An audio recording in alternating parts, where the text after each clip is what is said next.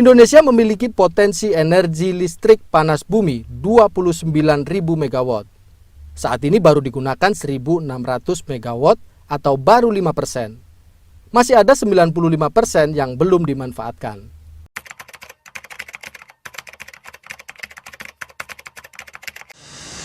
Pertamina Geoenergi Kamojang, Garut, Jawa Barat memiliki 92 sumur sumber panas bumi. Dari jumlah itu, 66 sumur diolah dari uap yang dihasilkan dari panas bumi menjadi energi listrik.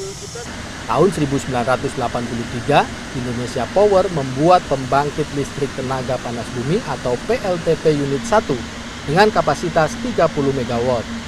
Tahun 1987, Indonesia Power menambah unit 2 dan 3, masing-masing 55 MW. Indonesia Power yang membeli uap dari Pertamina Geothermal Energi total memproduksi 140 MW. Tahun 2008, Pertamina Geothermal Energi membuat unit 4 dengan kapasitas 60 MW. Dan tahun 2015, unit 5 kapasitas 35 MW. Untuk mendorong pembangunan pembangkit listrik ramah lingkungan, Presiden meminta Menteri Koordinator Perekonomian, BUMN, dan ESDM memprioritaskan pembangunan pembangkit listrik ramah lingkungan. Presiden juga berjanji memberikan insentif agar potensi listrik dari panas bumi sebesar 28.000 MW bisa tercapai. Hingga saat ini pemerintah baru memanfaatkan potensi panas bumi untuk sumber listrik. Pembangkit listrik tenaga panas bumi PLTP Kamojang Unit 5 mampu menghasilkan 1 kali 35 MW dengan investasi 104 juta dolar Amerika tanpa menghasilkan zat sisa berbahaya. Dari target yang ingin kita bangun selama 5 tahun, yaitu 35.000 MW, memang mungkin hampir 90% lebih itu masih bertumbuh pada batu bara. Ini mulai harus digeser, mulai harus dirubah. Kita mau punya kekuatan geothermal, tadi berapa? 28.000. Nanti ada angin, saya tidak tahu hitungannya bisa berapa ribu. Ada ombak bisa berapa ribu. Ada matahari bisa berapa ribu. Ada biomasa sampah bisa berapa ribu. Meskipun mungkin biayanya jauh lebih. Saat ini Pertamina Geothermal Energi Kamojang menghasilkan 235 MW yang dijual kepada PLN untuk memenuhi kebutuhan listrik Jawa, Madura, dan Bali. Proses terjadinya listrik berawal dari uap sumur dengan kedalaman 1.000 hingga 3.000 meter dialirkan melalui pipa.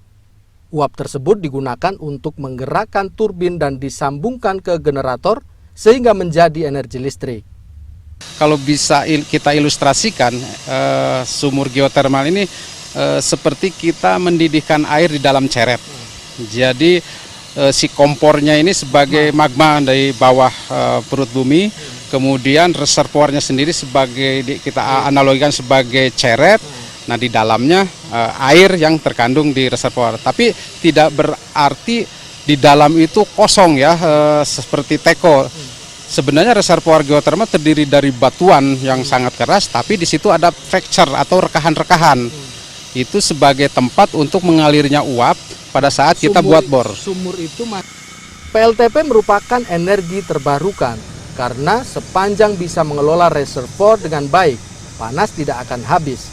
Caranya dengan reinjeksi yang baik, yaitu kondensat dimasukkan ke reservoir. Selain itu, PLTP juga ramah lingkungan.